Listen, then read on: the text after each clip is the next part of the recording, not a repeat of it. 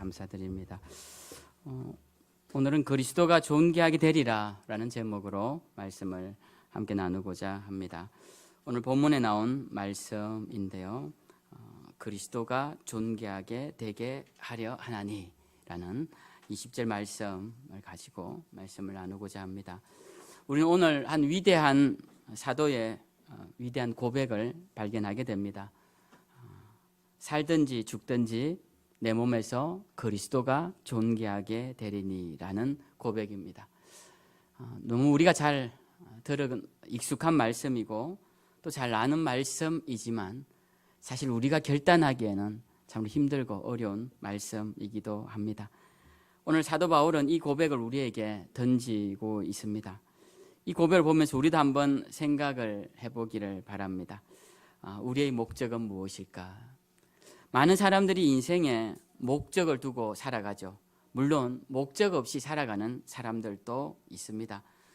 근데 대부분의 사람들은 목적을 가지고 살아갑니다. 근데 오늘 사도 바울도 자기 생의 목적에 대해서 이야기를 하는데 그의 목적은 사나 죽으나 살든지 죽든지 나로 통하여서 그리스도가 존귀케 되는 것이다 라고 말씀을 하고 있습니다. 세상에 많은 사람들은 다 삶의 목적이 자기가 존귀케 되는 것이고 또 자기의 가정과 자녀들이 존귀케 되는 것이고 그것을 위해 노력합니다. 많은 사람들이 권력에 중독되어서 그 자리에 집착하고 내려오지 못하는 이유도 그곳이 나를 존귀하게 만든다고 생각하기 때문에 그렇습니다. 부유해지려 하는 사람들, 많은 돈을 갖고자 하는 사람들도 돈을 가지면 사람들이 나를 존중해주고 나를 더 나은 대우를 해줌으로써 내가 존귀한 자가 된 것 같아서 우리는 더 부유한 자가 되려고 합니다. 유명한 자가 되려는 사람들은 그 유명세를 통해 많은 사람들이 자신에게 환호할 때 그 속에서 자신이 존귀한 자가 된 것 같은 느낌을 받게 됩니다. 그래서 그들은 자꾸만 사람들에게서 유명해지려고 하고 있습니다. 어느 유명한 연예인이 연예계를 은퇴하고 미국으로 이민을 갔습니다. 처음에는 바쁜 연예계 생활이 힘들어서 은퇴 후에는 이민 생활이 편할 것이라 생각했지만 이민 생활하다가 가끔씩 고국에 돌아오면 사람들이 자기를 알아보는 횟수가 점점 줄어들기 시작합니다.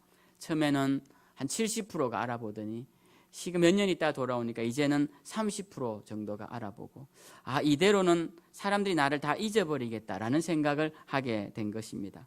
그래서 이 사람이 어느 날 그 모습을 보면서 자기 자신을 너무 처량하다라고 느끼면서 다시 방송 활동을 하고 싶다라는 고백을 하는 것을 제가 본 적이 있습니다. 그러한 사람들은 사람들이 자기를 알아보고 환호해 줄 때 그때 자신의 존재가 인정받는 것 같고 삶의 가치를 느끼기 때문에 그런 것이죠. 그런데 우리 그리스도인들은 달라야 합니다. 우리 그리스도인들은 우리가 누구로부터 존귀한 대우를 받기 위한 삶의 목적이 아니라 우리를 통하여서 예수 그리스도를 존귀하게 하는데 쓰임받는 자로 살아야 합니다. 그것이 우리 삶의 목표가 되어야 합니다. 삶의 방향이 완전히 다른 것입니다. 신앙의 방향도 완전히 다른 것이고 방향이 다르고 목표가 완전히 다른 것이죠.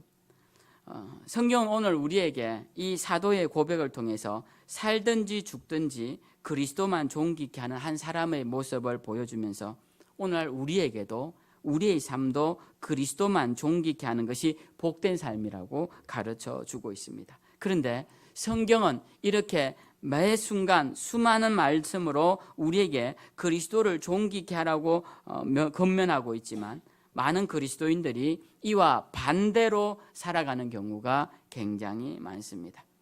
내 몸에서 그리스도가 존귀케 되는 것이 아니라 예수 그리스도를 통해서 내가 존귀케 되기를 바란다라는 것입니다. 여러분 신앙의 깊은 내면을 다시 잘 들여다보십시오. 우리가 예수 그리스도를 믿음으로써 내가 존귀해지고 내 가정이 존귀해지고 내 자녀가 존귀해지려고 하는 사람들이 굉장히 많다라는 것입니다. 성경은 우리에게 그렇게 말씀하지 않습니다. 성경은 우리에게 나를 통하여서 그리스도를 존귀하게 하라고 합니다. 성경은 우리가 어떤 존재냐라고 물었을 때 토기장에 들려진 한 문큼의 진흙덩어리라고 우리에게 가르쳐 줍니다. 이 진흙덩이는 아무런 결정권이 없습니다. 토기장이가 그 진흙으로 무엇을 만들든, 화려한 그릇을 만들든 막 쓰는 막그릇을 만들든 우리에게는 아무 의지가 없습니다. 심지어 만들다가 구부러뜨려 버려도 우리에게는 의지가 없다라고 성경은 우리에게 가르쳐주고 있습니다. 그런데 우리는 반대로 생각합니다. 우리가 토기장이라고 생각합니다. 우리의 손에 예수 그리스도가 있다고 생각합니다. 그래서 예수 그리스도를 믿음으로 우리가 존귀해져야 한다고 생각합니다. 여러분, 그렇지 않습니다. 성경 우리에게 우리가 어떻게 되든지 간에 사도 바울처럼 살든지 죽든지 간에 사나 죽으나 그리스도를 존귀하게 하는 것이 맞다라고 우리에게 가르쳐 주고 있습니다. 목회자들도 보면 저를 포함한 목회자들입니다. 사람들의 조롱과 비인격적인 태도를 견디기 힘들어할 때가 있습니다. 사람의 말 속에는요, 그 한마디 속에는 상대를 향한 사랑과 존중을 담을 수도 있고 또 멸시와 조롱을 담을 수도 있습니다. 그런데 좋은 말을 들으면, 존중해주는 말을 들으면 기분이 좋다가 조롱과 멸시죄의 말을 들으면 기분이 상합니다. 그런데 가만히 생각해 보면 내가 예수 때문에 사는 자인데, 그렇지 않습니까? 저는 더구나 목사인데, 목사는 예수 때문에 사는 자들인데 목사가 예수 그분 이름 높아지면 되지 내가 높아지고 내가 낮아지고 그것이 무슨 상관이냐, 그런 생각을 제가 하면서 이 설교 준비를 하면서 그런 마음을 다시 다짐하면서 제 마음에 더 큰 평안과 기쁨이 오는 것을 느끼게 되었습니다. 오늘 바울을 보십시오. 그는 살든지 죽든지 내 몸에서 그리스도가 존귀케 되길 원한다라고 고백을 하고 있습니다. 우리 그리스도인들, 그리스도인이라고 불리는 우리들은 모두가 삶의 목표가 그리스도를 높이는 자들입니다. 그런데 세상 가운데 수많은 사람들은요, 자기의 이름이 조롱당하고 자존심이 상하는 순간 그리스도의 이름도 잊어버리고 그 모욕과 조롱을 참지 못하는 경우를 보게 됩니다. 근데 우리는 그렇게 하면 안 될 것이다. 그것을 우리가 다짐해야 합니다. 우리는 우리 자신의 존귀함을 위해 그리스도를 이용하는 자들이 아니라 그리스도의 존귀함을 위해서 우리를 드리는 그런 자들이 되어야 할 것입니다. 우리는 낮은 자리에 가 있어도 괜찮습니다. 우리는 낮고 천한 자리에 가 있어도 괜찮습니다. 우리가 낮은 자리에 감으로써 주님의 이름이 높아진다면 우리는 마음을 바꾸어야 합니다. 우리는 괜찮다고 말해야 합니다. 주님 괜찮습니다. 제가 이 자리에서도 주님이 높아진다면 저는 괜찮습니다. 그 고백을 오늘 바울이 하는 것입니다. 바울은 가장 낮은 자리에 있습니다. 우리가 이 세상에서 가장 낮은 자리가 어디입니까? 저 감옥 아닙니까? 속박되어 있고 많은 사람들에게 멸시를 받는 그 감옥입니다. 바울이 지금 감옥에서 이 편지를 씁니다. 그는 가장 낮고 천한 자리에 있습니다. 그럼에도 불구하고 내가 이 낮은 자리에 있음에도 주님의 이름이 높아진다면 저는 괜찮습니다 라고 고백을 하는 거예요. 그러니까 이런 고백을 볼 때 우리도 우리의 삶의 자리가 어떠하든지 간에 우리는 그리스도를 높이는 자들이 되어야 되겠다. 나로 통하여서 그리스도가 높아진다면 그것보다 더 존귀한 것이 어디에 있는가라는 것입니다. 저는 우리 성가대가 날로 잘해서 굉장히 기분이 좋습니다. 기쁘고 너무 좋습니다. 근데 우리 성가대가 예전에 개척할 때 성가대원이 2명 나와서 찬양을 한 적이 있습니다. 그 중에 한 명이 우리 큰애고요. 2명 나와서 성가대라고 이제 하고 들어가던 때가 있었습니다. 그때랑 지금이랑 비교하면 굉장히 차이가 크죠. 그런데 하나님 앞에서는 별로 그렇게 큰 차이가 아닙니다, 여러분. 우리가 하나님 앞에 드려지는 찬양은 하나님을 기쁘시게 하는 것이지 우리의 사부 합창단이 모두가 다 전문가가 되어서 막 찬양을 한다고 해서 그것이 하나님의 기쁨이 되는 것이 아닙니다. 제가 큰 교회에서 부사역자로 있을 때 성가대가 많았습니다. 1부 성가대, 2부 성가대 이름도 각각 붙여가지고. 근데 거기는 다 솔리스트들이 꼭 한두 명씩 있었어요. 유급으로. 우리 교인도 아니고 초청해서. 그러면 그분들이 같이 있으면 막 성가대가 얼마나 잘하는지 모릅니다. 그렇지만 공동체의 뜻을 모아서 마음을 모아서 부족하지만 함께 드리는 찬양을 하나님은 더 기뻐하시지 않을까, 그런 생각을 하게 돼요. 여러분, 우리가 주님의 일을 할 때 본질이 바로 서 있으면 모든 결정은 명확합니다. 무엇이 우선순위인지 명확하다라는 것이죠. 우리는 우리의 목소리를 통해 저분 찬양을 참 잘하시네요, 그 소리를 듣기 위함이 아닙니다. 우리의 찬양을 통하여서 오늘 또 사랑에 대한 찬양을 불렀지 않습니까? 이 찬양을 가장 잘하는 방법이 뭘까요? 사랑을 하는 것이고, 그 찬양을 들을 때 사랑해야 하는 마음이 생길 때 그 찬양은 성공인 것이에요. 그게 저는 찬양의 본질이라고 생각합니다. 여러분, 우리도 마찬가지고 모든 예배도 마찬가지고 사역도 마찬가지입니다. 그러면 부르다가 좀 틀릴 수도 있습니다. 음이 틀릴 수도 있습니다. 박자가 놓칠 수도 있습니다. 그리고 우리가 주의 일을 할 때 실수할 수도 있습니다. 그러나 우리의 마음이 주님을 향하고 우리의 부족한 모습을 통하여서라도 주님께 영광을 돌릴 수 있다면 그것으로 괜찮은 것입니다. 사명 맡길 때 이런 말씀 많이 합니다. 저는 부족했어요. 제가 그런 말을 들으면 어떤 생각이 드냐면, 잘해서 맡기는 거 아닌데, 이런 생각이 듭니다. 잘하셔서 맡겨드리는 게 아닌데, 부족한 줄 알면서 맡겨드리는 건데, 저도 부족한 걸로 따지면 제가 잘해서 주의 일을 하는 것이 아니죠. 부족하지만 하는 겁니다. 그냥 하는 거예요. 하나님 시키시니까 하는 겁니다. 설교 준비가 다 준비돼서 올라옵니까? 준비 안 됐을 때도 들고 옵니다. 네, 그냥 올라와서 주님 시간 되니까 올라오는 거예요. 저 아니면 올라올 사람 없으니까 올라와서 그냥 하는 겁니다. 하다 보면 하나님께서 책임져 주시겠죠. 사명의 자리는 끝까지 하는 겁니다. 주님 주신 사명 너무 잘하려고 해야 안 쓰셔도 됩니다. 내가 열심으로 하면 되는 것입니다. 그러나 본질은 그것입니다. 내 열심을 통해 주님의 십자가가 드러나고 그리스도가 존귀하게 된다면 우리의 사역은 성공했다라는 것입니다. 우리는 주님이 높아지는 자리라면 낮아져도 됩니다. 그래서 주님은 우리에게 누가복음 14장에서 이렇게 말씀하셨어요. 자기를 높이는 자는 낮아지고 자기를 낮추는 자는 높아지리라. 이 말씀 속에서는 내 이름을 위해 너희가 낮아진다면 내가 너희를 높이리라라는 말씀이 그 문맥 속에 들어가 있습니다. 우리는 우리를 낮추어도 됩니다. 주님만 높여진다면 주님을 위한 자리에서 그 어떤 자리라도 갈 수 있는 사람들이 되어야 할 것입니다. 제가 한 분 예를 들어보죠. 요한 세바스찬 바흐라는 분을 여러분 들어보셨을 것입니다. 음악의 아버지라 불리며 온 시대를 통틀어 위대한 음악가로 손꼽히는 훌륭한 독일의 음악가입니다. 그의 집안은 200년 동안 50명 이상의 음악가를 배출한 음악가 집안이었으며 또 한편으로는 종교개혁 때 개혁을 일으킨 루터 교회의 신실한 믿음의 가정이었습니다. 그 또한 믿음의 사람으로 많은 성가곡을 작곡하였는데요. 그가 작곡한 곡이 얼마나 많은지 미발굴된 곡이 참 많았답니다. 그래서 그것을 사람들이 하나 둘씩 발굴을 하면서 번호를 붙였는데 1126번까지 번호가 붙여졌다고 합니다.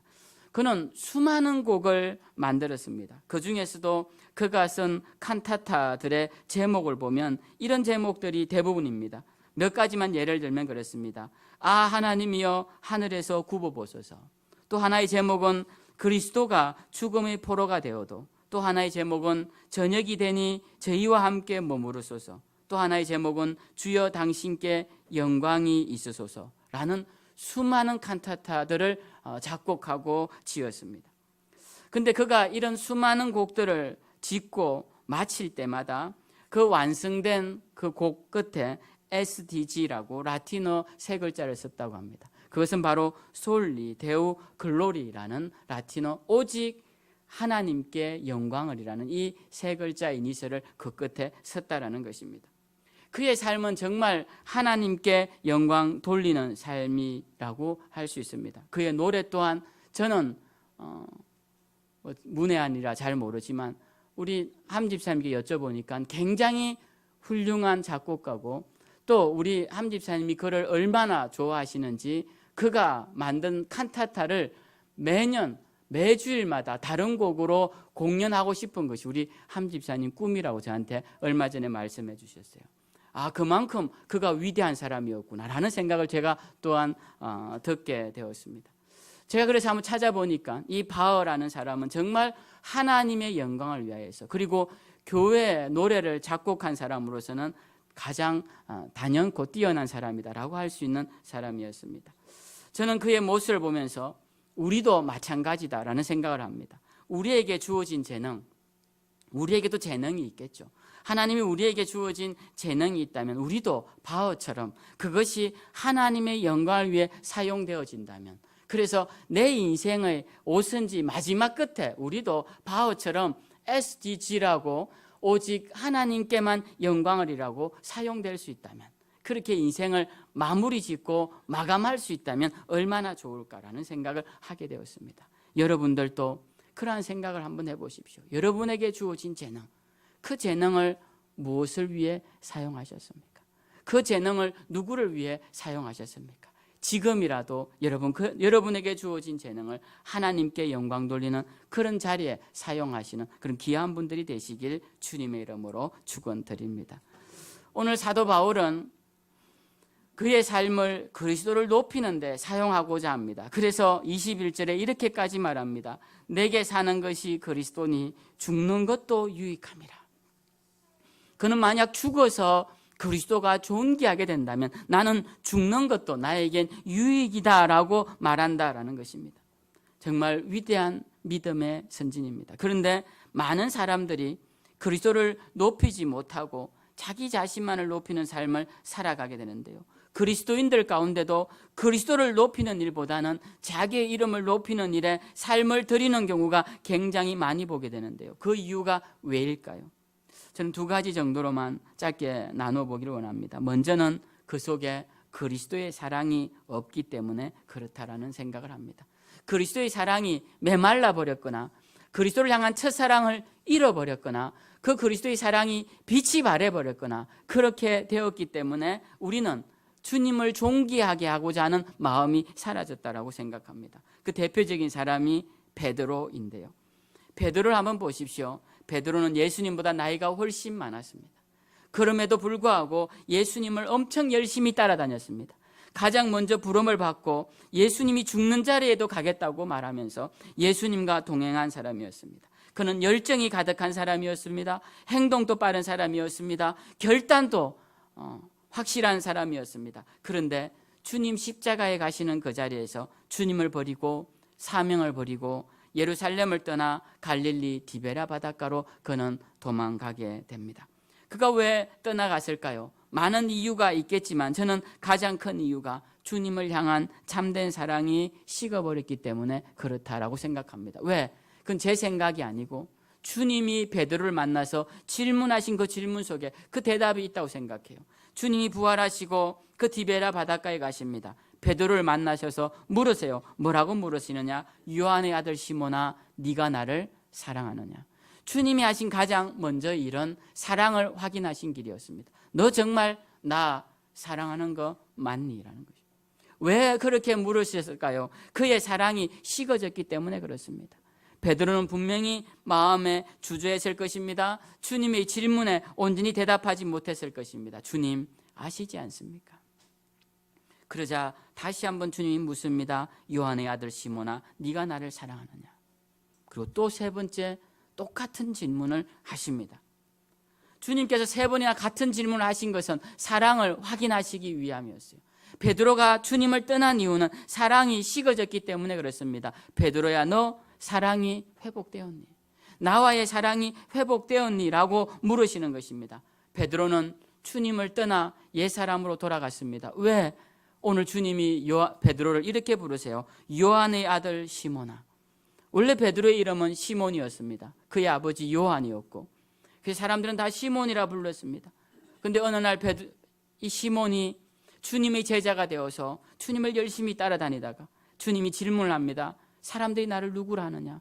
선지자라고도 하고요. 죽었다가 살아난 엘리야라고도 합니다. 그래, 너희들은 누구라고 생각하느냐? 그때 베드로가 주님은 그리스도시요, 우리 구원자시요, 살아계신 하나님의 아들이십니다 라고 하자, 베드로야, 이것을 알게 하니까 시몬아, 이것을 알게 한 네가 하늘에 계신 내 아버지시다. 너 이제부터 이름을 베드로라고 해라. 이 반석이라는 뜻입니다. 네가 이제 반석이라고 해라.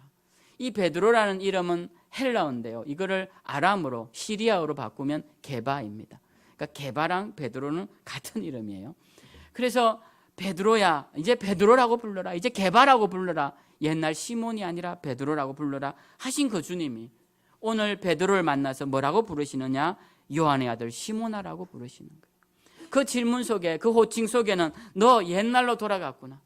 나를 향한 사랑이 다 사라져버리고 옛날에 그 갈릴리에서 고기 잡던 어부 그 시몬으로 돌아갔구나. 그 호칭 속에 그게 들어가 있는 것입니다. 그렇지 않겠습니까? 주님이 지어주신 이름인데 주님이 저보고 베드로라고 부르셔놓고 지금 시몬이라고 옛날 부모가 지어준 이름으로 부르신다. 너 옛날로 돌아갔구나. 나를 향한 사랑이 식어지고 그 열정이 사라지고 옛날로 돌아갔구나. 그런데도 불구하고 너 지금 나 사랑하니라고 묻는다는. 여러분, 우리가 주님의 이름을 높이려면 주님을 향한 사랑이 회복되어야 합니다. 주님을 처음 만났던 그 사랑, 주님의 은혜에 감격해서 울었던 사랑, 주님 때문에 삶의 소망이 생기고 희망이 생기고 결단했던 그 순간, 다 나를 비난하고 조롱하여 좌절하고 있을 때, 그때 주님 이름 때문에 일어났던 그 순간, 그 순간을 기억하라는 겁니다. 그걸 기억하는 자만이 주님을 향한 사명이 회복되는 것이고, 그 사명이 회복된 자라야만이 주님을 높이게 된다는 것입니다. 그래서 우리는 다시 한번 우리 속에 주님을 향한 사랑을 회복시켜야 합니다. 여러분들 가운데 혹시라도 저는 주님을 뜨겁게 만난 적이 없습니다 라고 하신다면 여러분 염려하지 마십시오. 하나님께서 여러분을 이 성전으로 이끄셨다는 것은 여러분들 가운데 사모하는 마음을 따라서 분명히 만나 주실 것을 약속하시기 때문에 부르셨다 믿습니다. 그러니까 두려워하지 마시고 의심하지 마시고, 주님 아직 못 만난 분들은 주님 사랑 뜨겁게 만날 수 있도록 사모하시고 기도하셔서 그 사랑 안에 날마다 거하시는 귀한 분들이 되시길 주님의 이름으로 축원드립니다. 두 번째로 우리가 주님을 높이지 못하는 이유 중에 하나는 자기 자신이 존귀한 자가 되어 있기 때문에 그렇습니다. 자기 자신을 대단한 존재로 착각하고 있기 때문에 그렇습니다. 저는 어릴 때부터 제가 대단한 존재라고 생각했었습니다. 그런데 어머니가 돌아가시고 제가 높은 곳에서 절벽에 떨어진 것처럼 바닥에 내려가서 그때부터 제 삶에 어두움이 찾아오고 괴로운 일들이 찾아왔을 때 저는 그때 깨달은 것이 있었습니다. 아, 저는 아무것도 아닌 존재구나. 제가 늘 간증할 때마다 잊지 않고 하는 간증은요, 저는 볼펜 같은 자였구나. 제가 볼펜을 팔러 다닐 때 그 볼펜 한 자루를 팔면서, 한 자루는 잘 안 팔지만 한 따스 12자루 한 통 넣으려고 그 옆에 문방구 사장님 옆에 서 있을 때 저는 제 자신이 그 볼펜만큼 작아지는 그런 초라한 모습을 느꼈습니다. 손님이 들어오면 저하고 이야기하다가 손님하고 이야기하고, 저는 계속 그 볼펜 한 통을 들고 팔아보려고 거기서 기다리고 있는 거예요. 음료수도 안 줍니다. 영업사원들한테는. 우리가 어리기 때문에 그 볼펜 한 닷을 들고 그 서서 계속 기다리는 거예요. 그 팔아줄 때까지. 그리고 이건 좀 사족이지만 여러분에게 전혀 알 필요 없는 말이기도 하지만 볼펜이 잘 팔리려면 진열대 앞에다 볼펜을 꽂아야 됩니다. 이게 우리 영업사원들 영업 그건데 비밀인데, 그걸 앞에 꽂아보려고 사장님한테 잘 보이려고 그 볼펜 앞자리에 꼽아보려고 그 옆에 서 있는데 제 자신이 볼펜만하게 느껴지는 거예요. 아, 그때 주님이 제 모습을 보여주신 거예요. 아, 나는 볼펜 같은 자구나. 그래서 제가 그때 주님을 뜨겁게 만나고 다시 신학대학원을 가게 되었습니다. 지금도 그렇게 주님 주신 사명, 그때부터 시작해서 지금까지 쉬지 않고 저는 달려왔던 것 같아요.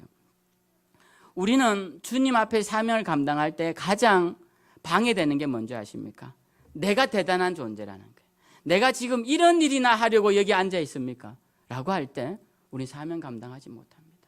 여러분, 그렇지 않습니다. 어느 자리든 어느 위치든 주님을 높이는 자리면 우리는 다 괜찮습니다. 믿으십니까? 네. 이제 연말이 가까우니까 제가 이런 설교를 하는 겁니다. 지금 여러분에게 사명이 주어지실 때 부족하다고도 하지 마시고 또 안 한다 하지도 마시고 부탁드리면 무조건 아멘 하시고 순종해 주시기를 바랍니다. 네. 우리가 주님의 일을 할 때 내가 대단한 존재, 나는 그런 자리에 저 앞에 가서 주차할 사람이 아닙니다. 그러지 마십시오.